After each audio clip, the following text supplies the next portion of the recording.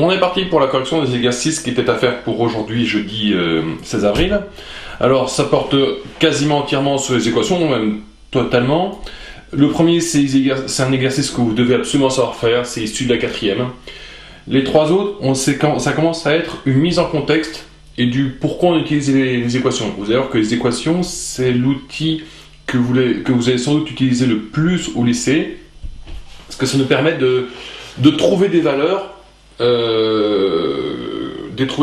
sachant ce que l'on veut obtenir. Donc c'est vraiment quelque chose de super important, ça. Alors, au départ, ça part sur des équations type 4e, c'est-à-dire que là, vous avez que des x et des nombres. Il n'y a pas rien d'autre, il n'y a pas de multiplication, il n'y a pas de choses comme ça. Donc c'est 4x plus 5 égale 5x plus 2, c'est ce qu'on appelle une équation du premier degré. Une équation du premier degré, c'est ce qu'on a fait en 4e. Alors pour cela, on se rappelle, on met les x d'un côté et les nombres de l'autre. Alors, vous pouvez mettre les x à gauche ou les x à droite, c'est pareil. Pour le coup, par habitude, je mets les x là où il y en a plus, c'est-à-dire, en l'occurrence, à droite, j'en ai 5, j'en ai 4. Pourquoi ? Parce que ça évite après de diviser par un nombre négatif. Voilà, ça change strictement rien, sinon le résultat serait le même. Alors on est parti, on fait passer les x, pour le coup, à droite, et les nombres à gauche. Donc, j'ai dit que je faisais passer les x à droite. Autrement dit, le 4x, il doit passer à droite. Donc lui, hop, il passe de l'autre côté. Les flèches, où je les mets pour l'instant, mais petit à petit, vous ne les mettrez plus. Ensuite, le 5, lui, il est à gauche, il ne bouge pas. J'ai dit que je mettais les nombres à gauche. Et puis à droite, le 5x, là, il ne bouge pas parce qu'il était déjà à droite. Par contre, le plus 2, qui lui, j'ai dit que je mettais les nombres à gauche, le plus 2, il va passer de l'autre côté.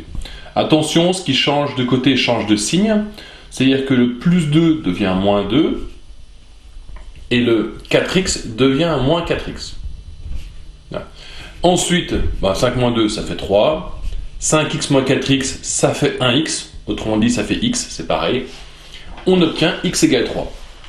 Ce que ça signifie, c'est que la valeur qui résout cette équation-là, c'est 3. On va quand même vérifier, donc, parce que c'était demandé aussi de vérifier le résultat. Donc, je remplace x par 3. 4 fois 3, 12. Plus 5, 17. Donc, ça fait 17 à gauche.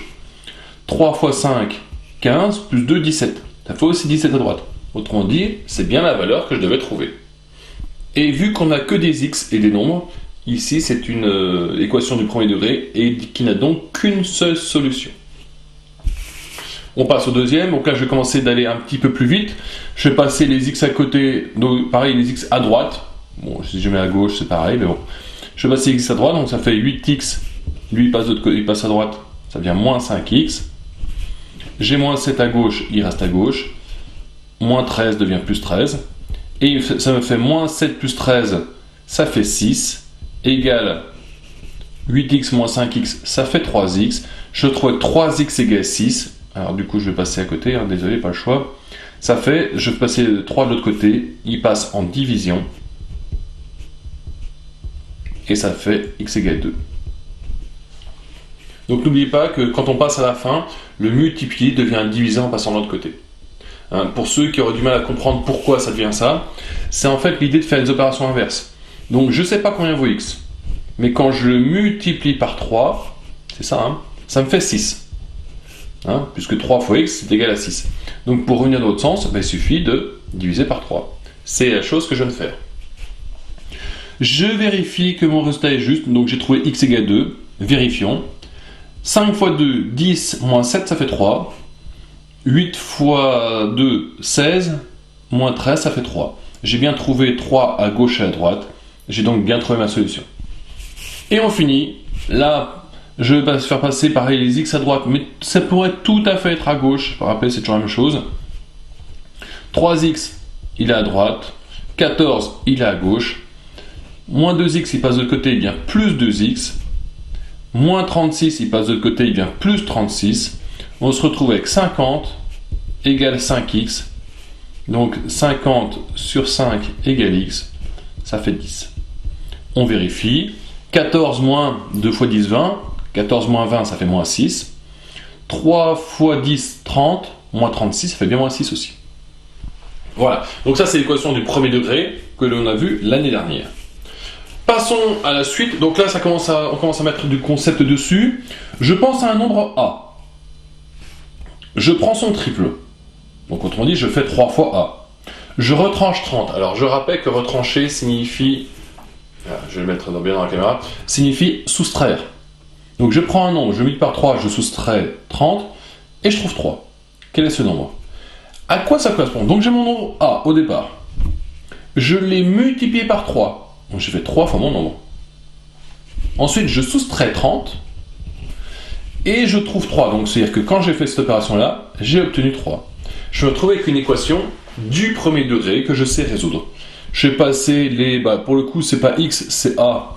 Je vais passer les a à gauche ou à droite et puis les nombres à gauche, enfin à l'autre côté. Donc là, pour le coup, les a ils sont déjà à gauche.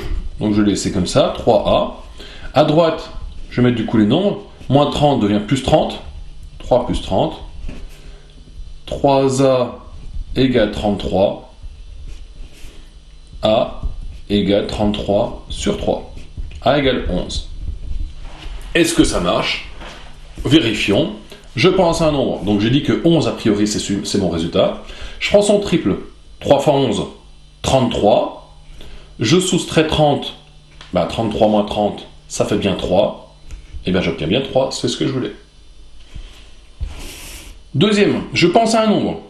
Donc ce coup-ci je lui mets une lettre parce que j'ai rien donné ici. Allez, x. Je lui ajoute 20. J'ajoute 20. Puis je double le résultat. Alors attention, je doublerai ça, c'est-à-dire que c'est tout ça que je multiplie par 2. Donc c'est ça. Curieusement, je trouve 10 fois le nombre de départ. Autrement dit, ça, c'est égal à 10 fois mon nombre de départ. Si mon nombre de départ c'était x, je trouvais 10 fois x.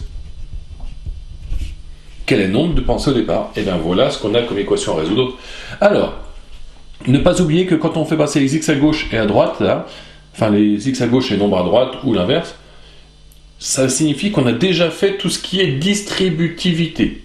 C'est-à-dire que je vais commencer par faire ma distributivité ici. 2 fois x, ça fait 2x. 2 fois 20, ça fait 40. Égale 10x. Ensuite, je fais passer les x à gauche ou à droite. A priori, là, je vais mettre à droite puisque je fais passer le 2x en passant du côté, ça va rester... là où j'en ai plus, c'est 10x. En fait, voilà, c'est surtout pour ça. Donc, je vais laisser 40 à gauche. 10x, il est à droite. Moins 2x. Alors, je rappelle que gauche et droite, c'est par rapport à l'égalité, par rapport au égal. Donc ça me fait 40 égale 8x. Donc x, je continue à droite, ça fait 40 sur 8 égale x, 5 égale x. Autrement dit, je viens de trouver que x égale à 5. Vérifions que l'on avait juste. Donc je rappelle, j'ai pris 5, si je prends 5 comme départ, voyons ce que ça donne. Je pense à un nombre, donc 5, je ajoute 20, ça fait 25. Puis je double le résultat, 25 fois 2, ça fait 50. Curieusement, j'ai trouvé 10 fois le nombre de départ. Ah bah oui, puisque 50, c'est aussi 10 fois 5. Donc j'ai bien trouvé ce que je voulais. Et pour finir, une dame de 26 ans met au monde des triplés. Dans combien d'années l'âge de la dame serait égal à la somme des âges des triplés? Donc là, qu'est-ce qu'il faut comprendre? On va chercher, pour le coup, on va mettre x, c'est l'âge des triplés. On a pu prendre l'âge de la dame, ça marche aussi. Alors, je vais mettre x, c'est âge des triplés. Alors, qu'est-ce qu'on sait? On sait que quand les triplés naissent, la dame a 26 ans. Autrement dit, la dame, elle a 26 ans de plus que les triplés. Donc, l'âge de la dame, c'est x plus 26. C'est l'âge des triplés plus 26. Maintenant, dans combien d'années l'âge des triplés sera égal à la somme que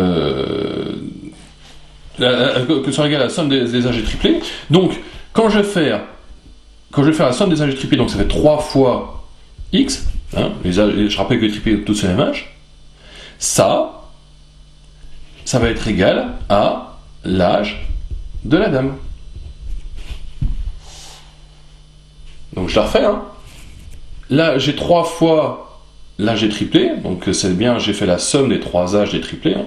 J'en peux mettre x plus x plus x, c'est pareil. Ça doit faire l'âge de la dame.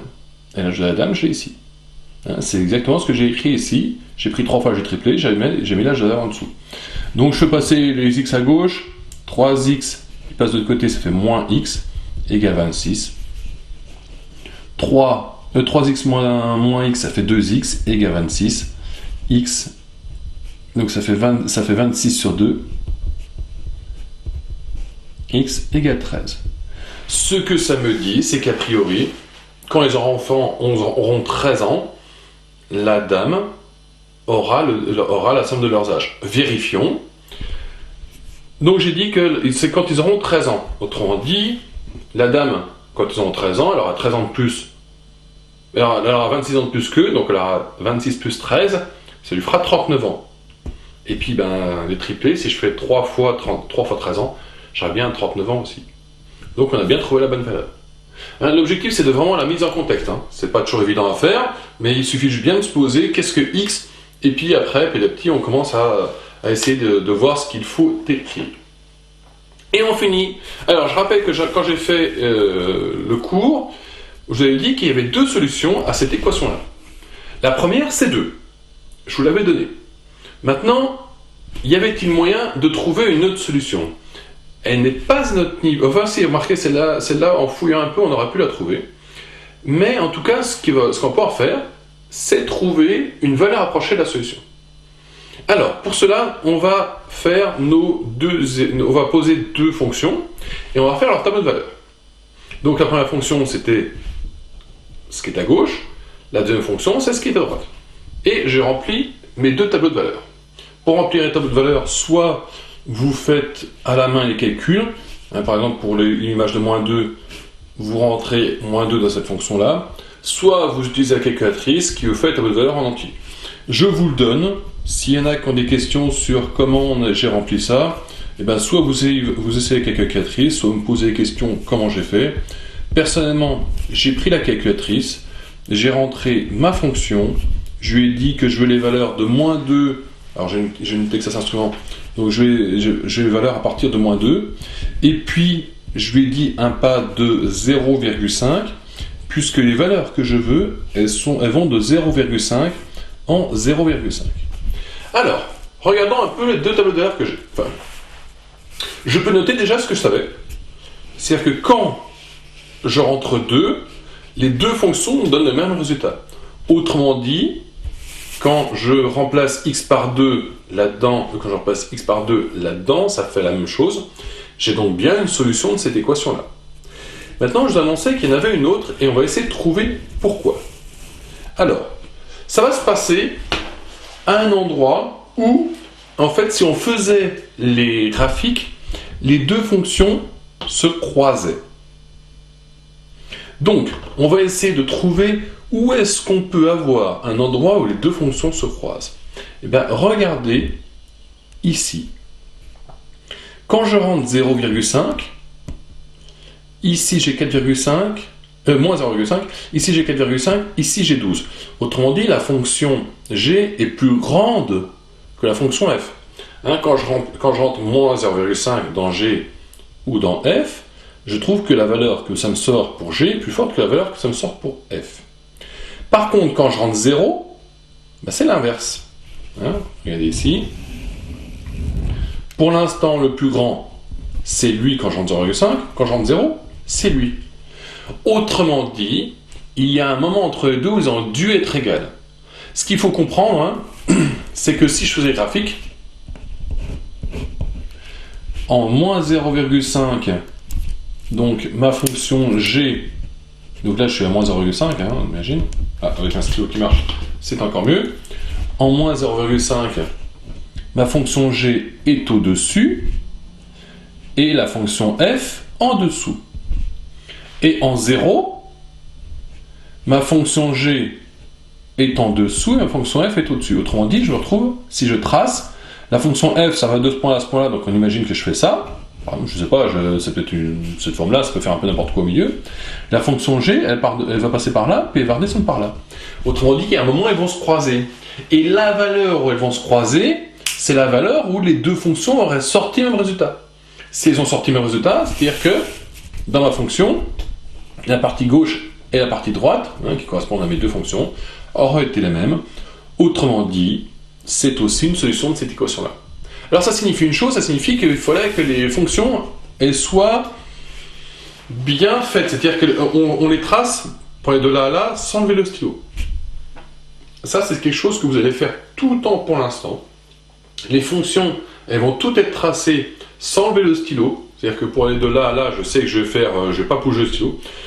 Vous allez voir dans peut-être quelques années, pour ceux qui feront des maths un petit peu plus évoluées, il y aura des fois où ça ne marchera pas. Mais nous, et puis ce sera encore le cas au lycée, on va s'intéresser qu'aux fonctions qui ont des valeurs partout entre ces valeurs-là. Entre la valeur de moins 0,5 et 0, toutes les valeurs sont prises. Ce qu'on appelle des fonctions continues. C'est-à-dire que je peux les faire sans lever le stylo. Voilà. Donc si je ne lève pas le stylo, que j'aille là vers là, je pourrais faire, je sais pas moi, je pourrais faire des égouts, je pourrais faire top, hop, hop, un truc comme ça. Pareil pour l'autre, mais quoi qu'il arrive, à un moment ou à un autre, elles se croiseraient. Voilà. Donc, ce que je veux dire par là, c'est que les équations, même si on ne sait pas forcément les résoudre, on est capable, grâce aux fonctions, grâce aux représentations graphiques ou grâce aux tableaux de valeurs, d'au moins savoir à peu près s'il y a une autre solution et vers quelle valeur elle va être. Quelle va être à peu près cette valeur. Ici, c'est entre moins 0,5 et 0. Quelle valeur exactement? Je n'en sais rien. Mais en tout cas, je sais que j'ai une valeur entre les deux. Bon, bah écoutez, moi je vous souhaite... il y a encore un cours que je vais vous poster tout à l'heure, ce qui sera vraiment sur les équations de type 3e. On va entamer un petit peu le vif du sujet pour nos fonctions, pour nos équations. Et puis, moi je vous dis à tout à l'heure pour le cours.